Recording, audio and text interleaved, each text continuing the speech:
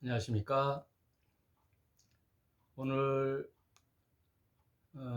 또 인사드리게 됐습니다. 다니엘 5번째 시간으로 지난 시간에 7장 전반부까지 살펴왔습니다. 다니엘은 어떻게 보면 그 꿈에 대한 해석, 그 꿈을 통하여 인류 역사의 미래에 등장하는 세상 임금들의 나라, 그리고 그 왕들, 그런 것들을 기록함으로써 역사의 주관자는 하나님이시다. 그걸 보는 거죠. 성경은 어디를 펴든 인간의 활약상을 기록한 것이 아니고 인간의 영웅들의 기록들이 아니라, 인간들은 언제나 다니엘서와 계시록에서 표현되었듯이 짐승나라로 표현되잖아요.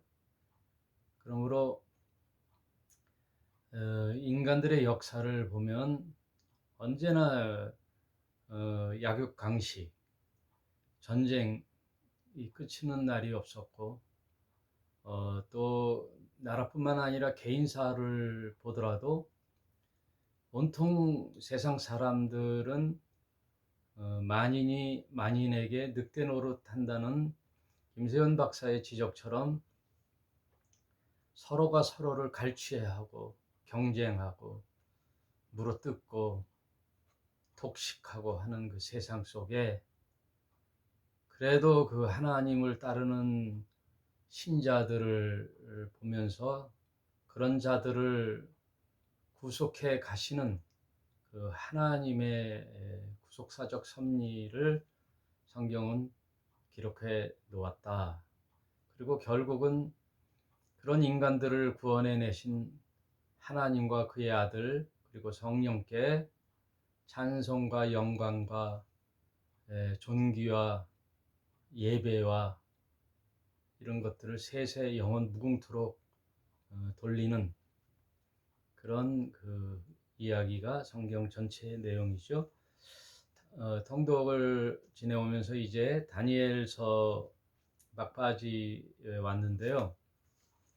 그런 그 역사의 진행을 이방 나라의 포로로 잡혀간 다니엘을 통하여 이제 기록했는데, 2장에는 그 포로로 잡혀간 바벨론 왕 느부갓네살의 꿈을 통한 앞으로의 인류 패권국들의 역사 진행을 꿈으로 계시해 줬고, 7장은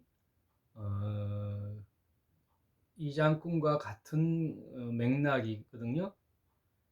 그거는 이제 직접 이제 다니엘이 꿈을 보고 그것을 이제 해석해 주는 그런 내용들이 7장에 나왔어요. 근데 7장은 또 2장하고 좀 다른 부분이 있어요. 그걸 한번 살펴보려고 하는 거예요. 2장에는 느부갓네살 왕이 어느 신상을 봤잖아요. 근데 그 신상의 위엄이라는 것은 대단하잖아요. 시각적으로. 그러니까 2장은 세상 사람들의 시각으로 보는 거예요. 세상 사람들의 시각. 그래서 화려했던 바빌론의 시대를 금으로 시각적으로 표현하잖아요. 금신상. 어느 신상이 보였는데 머리는 금이요. 그러니까 인간들이 보면은 오늘날 세상도 그렇고 역대 인류 역사가 뭐예요? 황금 숭배 사상이죠. 황금. 누가 황금을 쟁취하느냐? 황금 숭배 사상, 물질 만능주의, 만모니즘, 이런 세상 인류 역사는 어느 때 어느 시대나 똑같은 맥락이죠. 화려한 금을 찾아 헤매는, 금을 사랑하고, 인간들은 다 금을 사랑하잖아요. 그래서 그 화려한 바벨론 시대를 금으로 표현했어요. 화려하죠. 그리고 그 머리 밑에 두 팔과 가슴 이런 데는 은으로 했죠. 금 다음으로 은이 귀한 가치잖아요. 또 배와 허리와 이런 데는 엉덩이까지 이 중심 부분은 동, 금, 은, 동, 종아리 다리는 철의 나라. 그 다음 발은 열 가락 발가락과 함께 철과 흙이 섞여 있는 섞일 수 없는 두 재료가 섞여져 있는. 그런데 이제 우리가 금방 설명했듯이 어때요? 그 점차 부강해져 가는 게 아니라 금, 은, 동, 철, 흙 이렇게 쇠퇴해 가는 걸 보여주는 거죠. 인류의 역사는 어떠한 화려한 또는 그 유토피아, 그 아름다운 세상을 향해 가는 그런 그 꿈에 인류가 꿈꾸는 그런 세상을 이야기하지 않고 점점 쇠퇴해 가서 결국은 어떻게 해요? 멸망이라는 종착역을 향해 가는 기차와 같다. 잠깐만요.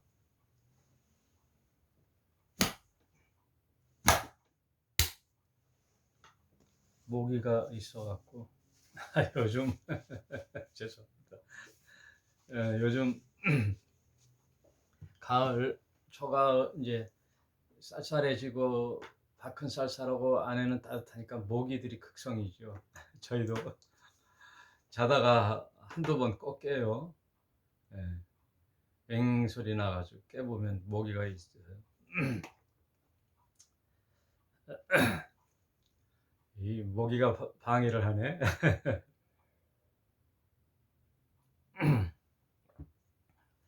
결국 인류 역사는 쇠퇴를 하다가 멸망으로 가는 길을 이제 보여주고 7장에 이제 직접 다니엘이 꿈을 꾸는데 그 꿈은 2장과 달리 짐승으로 표현해줘요. 그러니까 2장은 세상 사람들의 시각으로 인간들의 시각으로 바라본 세상 인류 역사 그리고 다니엘이 꿈꾸는 것은 하나님의 사람으로서 신앙의 시각, 사람이 아니라 하나님의 영적인 시각으로 세상을 바라보니 그 꿈은 뭘로 나오느냐 하면 짐승으로 나와요. 짐승.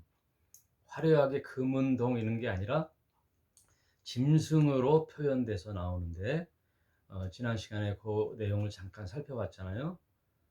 첫 번째 짐승이 뭐예요? 사자로 나오죠. 사자. 두 번째가 곰. 그 다음 이제 이것도 쇠퇴죠. 점점 사자보다 곰이 못하죠.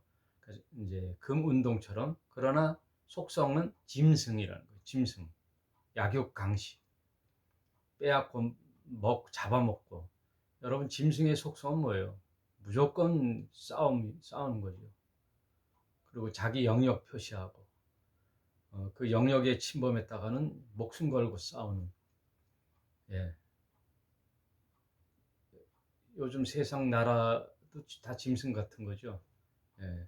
자기 나라의 국익을 해치는 일이면 전쟁을 선포하고 러시아와 우크라이나 전쟁이 굉장히 오래 가네요. 아무튼 이런 세상 나라는 짐승으로 표현했는데 세 번째 나라가 표범, 네 번째 나라가 세 번째와 같은 그런 짐승보다 더 악랄한 가히 범접할 수 없는 악한 짐승이 등장하는 거예요. 놀랄 만한 짐승. 그러나 이 쇠퇴에 가지만 속성은 다 악해지는 거죠. 악해지는 거.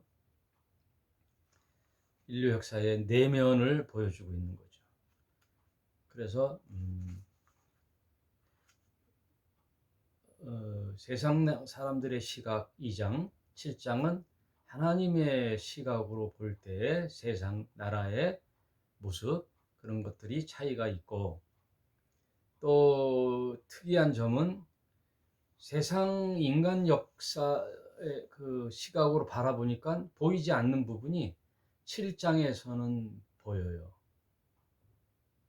7장에서는 뭐가 보이냐면은 하나님을 대적하는 적 그리스도가 보이기 시작해요. 그게 7장 19절 보겠습니다. 7장 19절에 보면, 이에 내가 넷째 짐승의 진상을 알고자 하였으니, 느부갓네살 왕의 꿈에는 보이지 않았던 것이 다니엘의 꿈에는 보이기 시작하는 거예요. 그래서 그 진상을 알고자 하여 그것을 알고자 봤더니, 곧 그것은 모든 짐승과 달라서 심히 무섭고, 그러니까 사자, 곰, 표범과 달리 이 넷째 짐승은 심히 무섭고, 그 이빨은 철이요, 그 발톱은 노시요, 먹고 부서뜨리고 나머지는 발로 밟느니라. 아주 포악하기 이를 데 없는. 예. 또 그것의 머리에는 10뿔이 있고, 그 외에 또 다른 뿔이 나오매 3뿔이 그 앞에 빠졌으며, 10뿔이라는 것은 느부갓네살 꿈의 10발가락과 같은 의미죠. 여기는 10뿔이 나오는데, 그 넷째 짐승의 머리.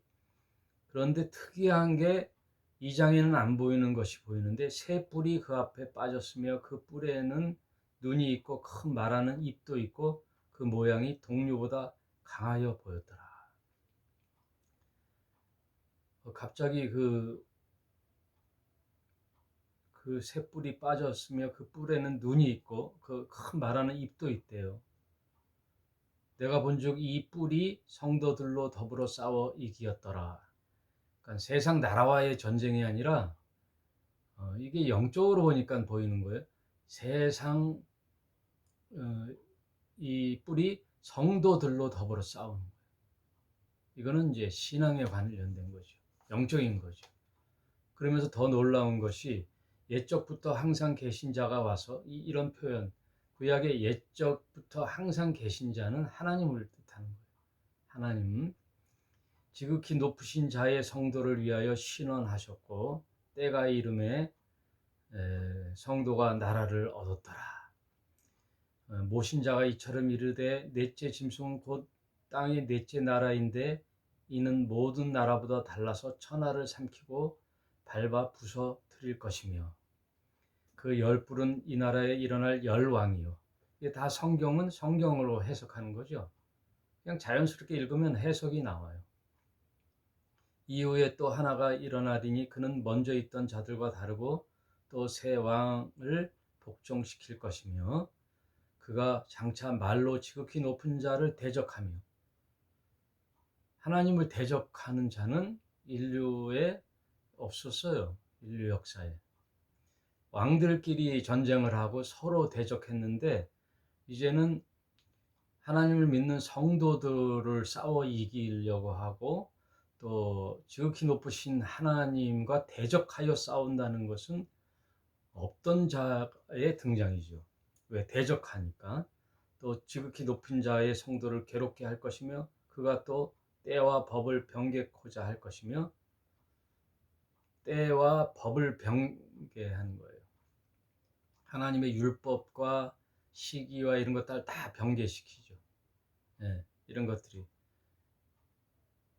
그러나 성도는 그의 손에 붙임 바 되어 한 때와 두 때와 반 때를 지내리라. 이때 성도는 교회 성도가 아니라 하나님을 믿는 성도예요. 그 당시 구약 성도. 예.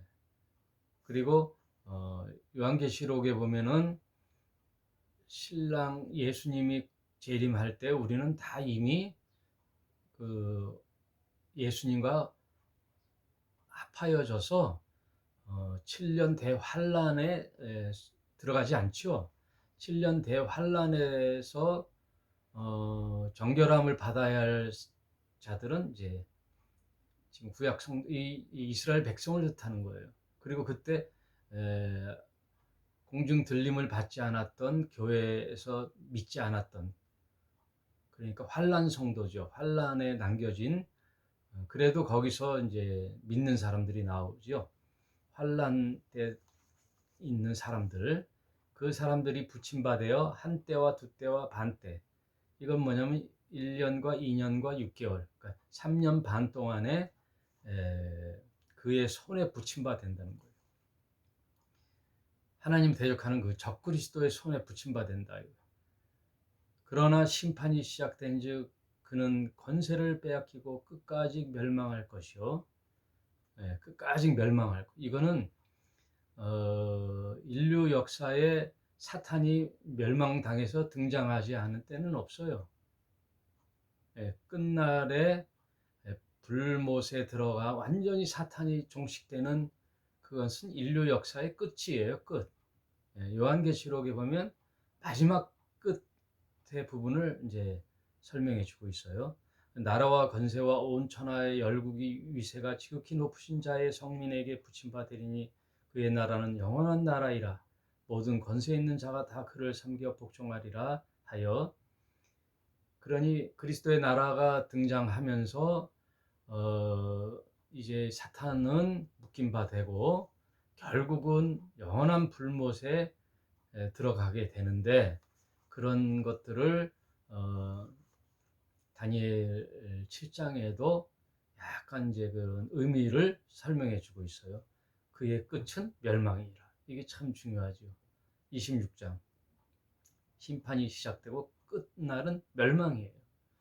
인류 역사도 멸망이고, 바벨론도 무너졌도다 무너졌도다 바벨론 성이여, 큰 성 바벨론 성이여, 사탄의 뿌리요 사탄의 거처요, 사탄의 모든 무리들은 하나님으로 인하여 심판받아 이제 멸망하게 되는 거죠.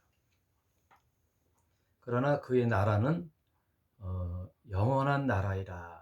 27절 모든 권세 있는 자가 다 그를 섬겨 복종하리라 하여, 그 말이 이에 끝인지라. 나 다니엘은 중심이 번민하며 내 낯빛이 변하였으나 내가 이 일을 마음에 감추었느니라. 이 사실을 꿈에서 깨어나면 미래에 이런 사탄의 나라, 임금 세상 나라는 멸망하고 결국 그 배후에는 사탄의 적그리스도가 있는데, 그들은 결국 이제 멸망당할 것을 다니엘이 깨달아 알았으면, 꿈에서 깼으면 막 희락이 넘치고 기쁨이 넘치고 그냥 기뻤을 텐데, 그리고 막 누구한테 말했을 텐데, 다니엘은 번민하는 거죠. 우리 이스라엘 백성, 유대인들의 당할 고초, 인류 역사, 이 방대한 미래의 역사를 다니엘을 통하여 꿈을 꿨다. 엄청난 근심, 그리고 번민, 그리고 낯빛이 변하여, 그러나 이 일을 누구에게도 발설하지 않고 감췄다. 그 얘기죠. 세상에는 어떤 비밀을 알았다? 그러면 뭐 난리죠. 뭐. 만약에 천국에 갔다 왔다, 지옥에 갔다 왔다, 저 세상을 한번 갔다 왔다, 그러면 뭐 유튜브에 올리고 막 그냥 전국 교회를 다니면서 말하고 자기 자랑하고 그랬을 거예요. 그러나 하나님의 사람들, 이 진중한 사람들은 마음에 두는 거죠. 마음에 딱 두고, 그날 하나님의 때까지 감추어두는 거죠. 그래서 이 다니엘은요, 발설하기보다는 비밀을 봉하여 두는 거예요. 이 비밀, 인류 미래를 봉하여 두었다가 나중에 계시록에는 봉인이 띄어지는 거예요. 그 봉인 띄어지는 일은 누가 하신 거예요? 하나님의 아들이 하는 거예요.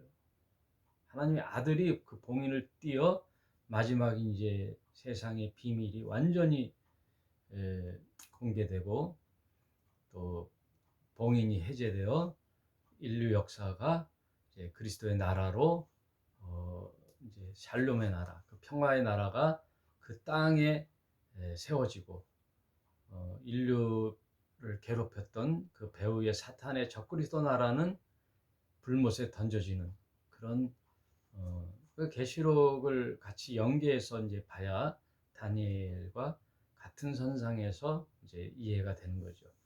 다니엘은 단지 이제 유대인의 역사를 기록해 놨어요. 계시록은 이제 교회 시대가와 더불어 인류의 마지막 때를 기록했지만 다니엘서를 보면은 유대인의 역사를 중심으로 기록해 놨다. 이제 그 얘기예요. 그리고 이제 8장은 그렇게 어렵지가 않아요. 이렇게 넘어가면 바로바로 성경이 읽어가면 그 읽은 내용대로 설명해 주고 있어요. 그러니까 7장을 이제 마무리 짓습니다. 2장과 같은 꿈을 꾼 다니엘인데 2장과 달리 적그리스도가 등장하고 그 적그리스도를 멸망시키며 하나님의 아들의 나라, 그리스도의 나라가 이 땅에 영원한 나라로 세워질 것이다 라는 희망의 메시지를 다니엘을 통하여 유대인의 세상 끝의 이야기를 기록하고 있는데, 또 이것은요 9장 10장에 가서 점점 더 자세히 이야기가 나와요. 디테일하게 9장 10장에. 그 8장은 이제 숫양과 숫염소에 대한 이야기거든요. 숫양, 숫염소.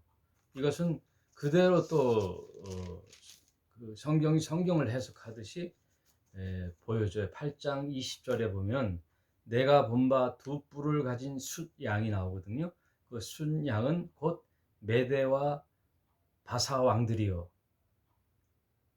그가 메대와 페르시아, 바벨론을 멸망시킨 자들이 먼저 메대고, 메대는 결국 또 페르시아에 의해서 귀속되죠.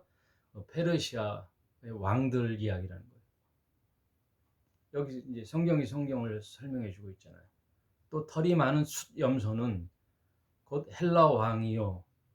두 눈 사이에 있는 큰 뿔은 곧 첫째 왕이요. 그러니까 숫염소가 이제 두 뿔이 달렸는데 그 숫염소는 헬라왕이 누구예요? 알렉산더 대제. 지난 시간에도 설명했죠. 그 두 뿔이 나오는데 첫째 뿔이 더 첫째 왕이요. 큰 뿔은 첫째 왕이요. 그 뿔이 꺾이고 큰 뿔이 위세를 나타내다가 큰 뿔이니까 그게 갑자기 꺾이고 그 대신에 네 뿔이 난즉 그 나라 가운데 네 나라가 일어나되, 그러니까 큰 뿔이 꺾이면서 알렉산더 대왕이 죽으면서 32세에 그때 역사학자들은 다 말라리아 풍토병에 걸려 죽었다 그래요. 갑자기 죽게 되어 그 부하들은 네 부하에 의하여 그리스 나라가 분할되는 거죠. 페르시아 이후에 이제 그리스 나라가 등장해서 이 헬라 제국이 온 나라를 다 이제 온 지역 세계를 정복하죠. 그런데 그 그리스 나라는 이제 4등분으로 분할 통치하게 됐는데, 이 예루살렘과 이스라엘 이 유대 땅은 어디에 통치를 받냐면 프톨레미라는 그 애굽을 중심으로 한 그 남방 쪽에 분할을 받은 그 부하가 프톨레미예요. 프톨레미우스. 프톨레미에 의하여 유대아도 이제 귀속되었죠. 그 통치를 받는 거죠. 그리고 북방 쪽에는 또 셀쿠스 그 부하가 장군이 그쪽을 아시리아 이쪽을 맡고, 또 터키하고 전에 이제 말씀드렸죠. 그 네 부하가 왕이 되어 이제 분할 통치하는. 근데 네 부하 중에 북방 쪽 시리아 쪽의 왕이 셀루쿠스 왕조에 의하여 이제 통치를 받는데, 이 북방왕과 남방왕의 또 다툼이 있어요. 그래서 이 알렉산더 대제에 대한 내용이 이제 한 뿔이 꺾이고 작은 뿔에서 이제 또 순양과 염소의 이야기로 나왔죠.